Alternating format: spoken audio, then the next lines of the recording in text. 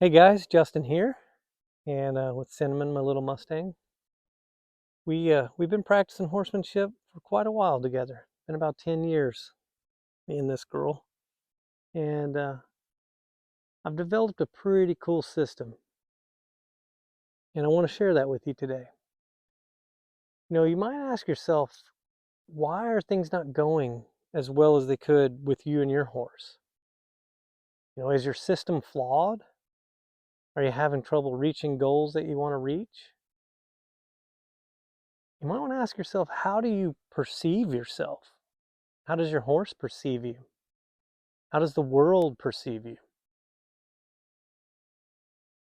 Are you having trouble capturing thoughts?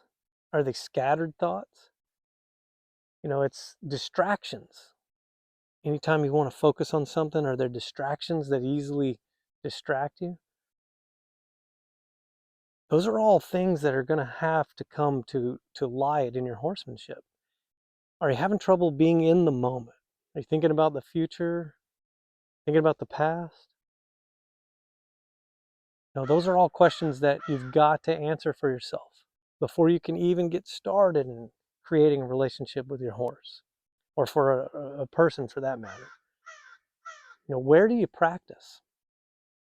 Well, I've designed an interactive system to get the results you want. I've explored the advanced intricacies of horsemanship.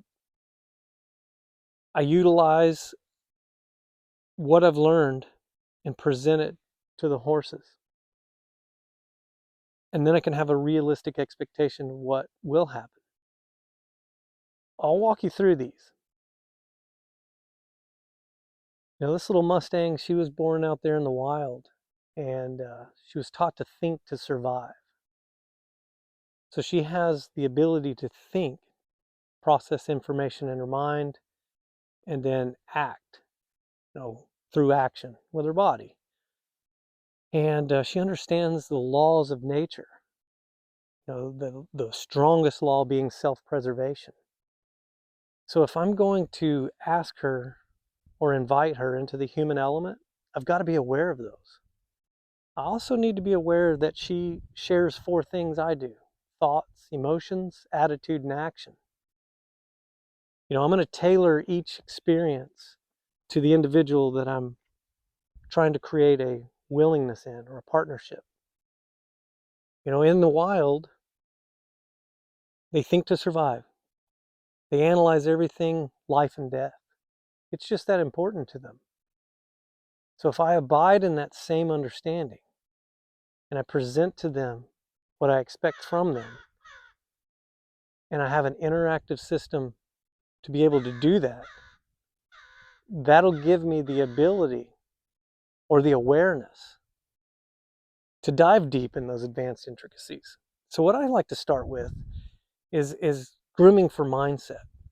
I'll groom the horse, but I'm actually going inward. What am I thinking? What am I feeling? What is my attitude? And what are my actions? If I can start there, I can get a better understanding of how she's going to perceive me, of what I'm presenting. If we're breathing together, I'm learning her nonverbal communication. Whatever she's thinking in her mind, she's presenting in her body. And I can become aware, develop an awareness in that.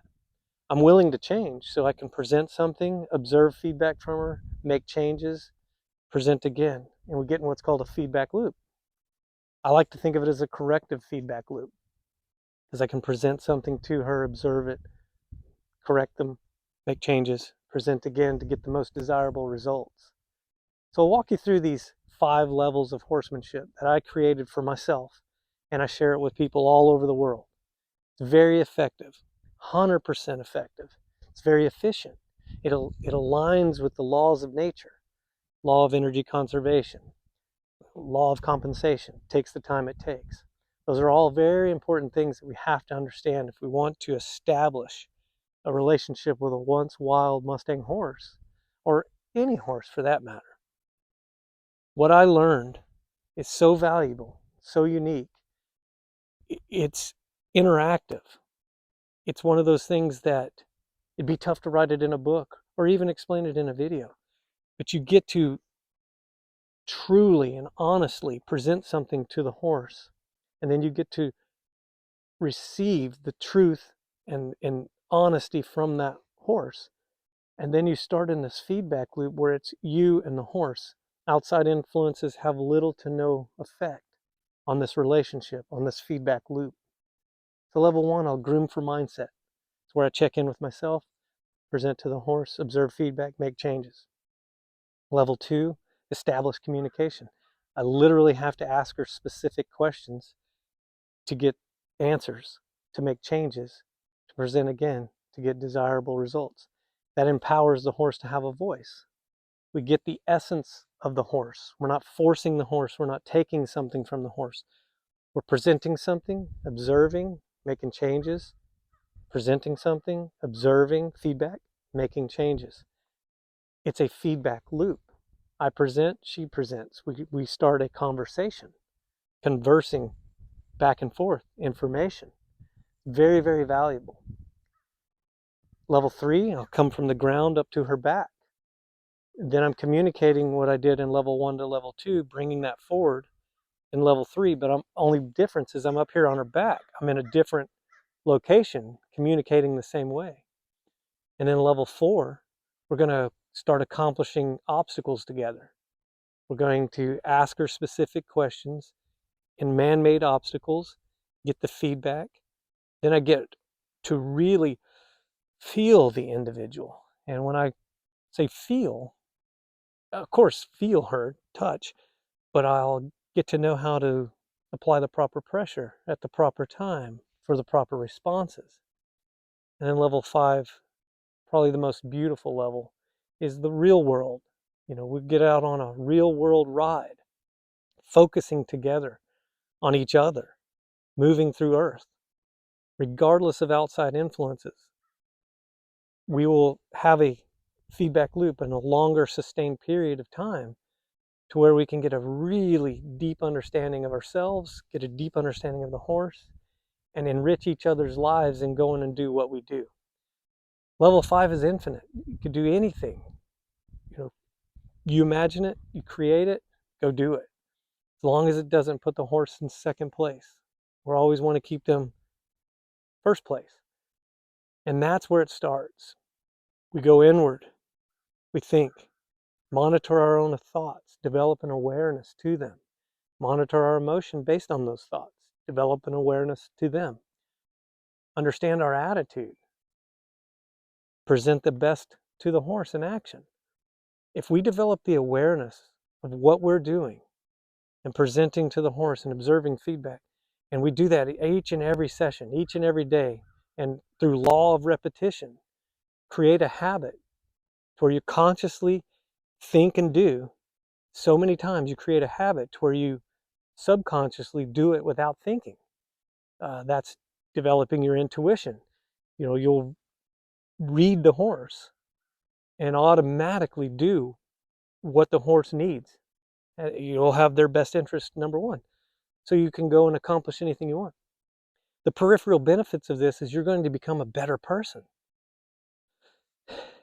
They're going to become a better horse. You're going to be able to do things that in this one little video